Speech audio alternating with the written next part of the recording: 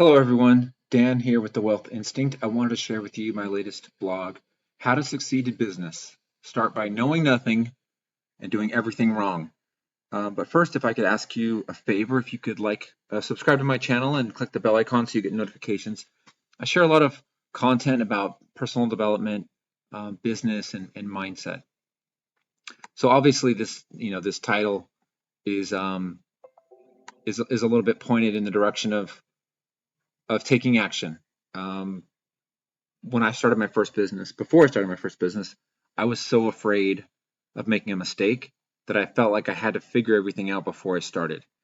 And I thought that I was taking action, but I was really just procrastinating. And so I wrote this article just to kind of share with you a little bit about what I believe now about the best way to start a business and how to get started.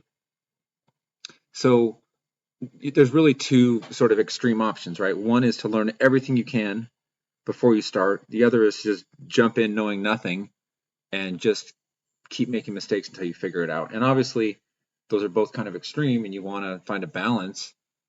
But the truth is that it's really easy to fall into the trap of just learning and never taking action. And you end up deluding yourself into thinking that you're taking action, but you never really make any progress. And what I've noticed is the people that succeed the most quickly are the ones that just jump in, knowing nothing, and they just jump in and start taking action, and they make all kinds of mistakes. But the truth is that that's the fastest way to learn. And often we tell ourselves that knowledge is power, but knowledge is really potential power. You know, I think there was probably the time when that cliche was created was probably a time when knowledge was a lot more limited, and now we have access to so much knowledge. You know, how easy is it to find information on how to get fit or lose weight, and yet not everyone is fit and at their ideal weight, right? It's not about a lack of knowledge, it's about a lack of taking action. And it's the same with business and success. Like, there's so much information out there, and the thing that's holding people back is the fact that they're not taking action. And often they're not taking action because they think they don't know enough, or because they're afraid of making a mistake, so they've got to figure out how to do it before they start. But that's like you want to learn to play basketball, and instead of going to play basketball, you just read books and watch videos and ask people about how to play, but you don't ever actually get on a court, right? And so at some point, if you want to learn to run a business, you've got to get on the court. And that's kind of what the conclusion I came to. I at one point thought I should get an MBA because I thought, well, it'll be valuable, and I'll learn everything about business, and then if I want to start my own business, I'll know everything already. And then I realized that most people who get MBAs are really just trying to get a new job. Like, they're trying to do a career change, they're trying to make more money, but they really want a job. They're not trying to start a business. And it's that difference between reading about or learning about how to do something and actually doing it. And so what I decided was that starting a business would be like a practical MBA. I would invest like maybe the same amount of money, right? As an MBA is not cheap, and time, except instead of taking classes and doing homework, I would be actually running a business.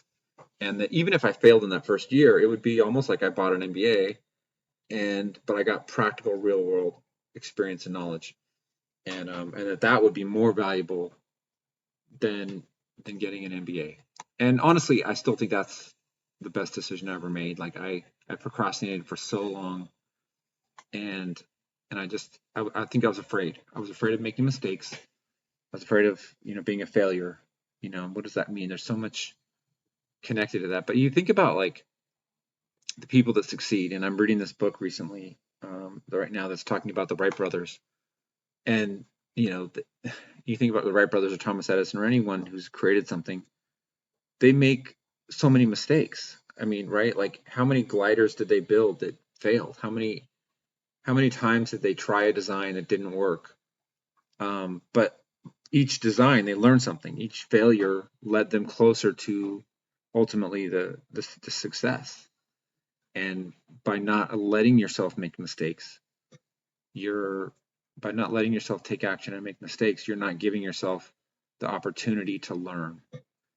And you know, that fear we have, we tend to judge ourselves and judge other people and say, oh, look, you've messed up, you failed, you know, and we really got to create a safe space for that. We really need to make it safe to make mistakes. We need to make it safe, you know, like emotionally safe for ourselves and for other people to try things that you know, we're not trying to make mistakes, we're trying to succeed, but we need to give ourselves a space to try something that might not work so that we can learn what really works.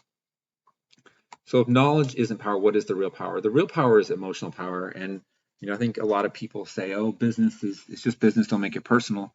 And the truth is, in order to succeed in business, you have to be passionate. And, you know, passionate speaks to emotions. We have two sides to our brain, right? We've got our logical reasoning side and we've got our emotional side. And the emotional side is much more powerful. And it's what really drives us.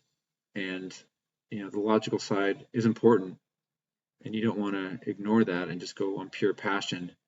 But if you don't have passion for what you're doing, then it doesn't matter how much money you make, it's not going to be fulfilling in the end.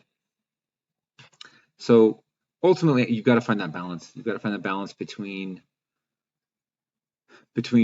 what makes sense reasonably and logically, and also learning the basic steps, but also behind taking action. And I believe you need a bias towards taking action. Like, you need to be more focused on action and less on learning. Like, you need to learn just enough to know the next step and keep taking action until some lack of knowledge is stopping you from taking the next step.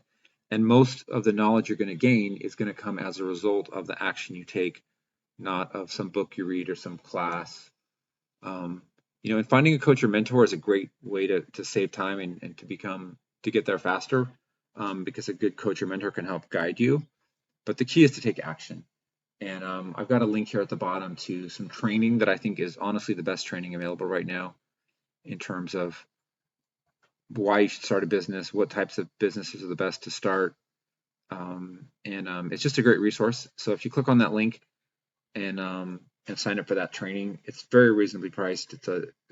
This link should be discounted heavily, so you should be able to get a pretty good deal on it. And once you go through it, it's going to give you a much broader perspective of the options available and help you just get an idea of what's right for you. You know, you might go through the training and think, you know, maybe I should just keep my job and just not try to start a business. Or you might go through the training and realize that there's a path you can follow that will help you get what you want. And really, it's just going to help you to make a more informed and better decision. And if you are looking for something more, to find a path to pursue that and start working on building your dream of having a business. So thank you so much for watching. Once again, if you could do me a favor and subscribe to my channel and click the bell icon. And thank you so much for listening, and we'll talk soon. Take care.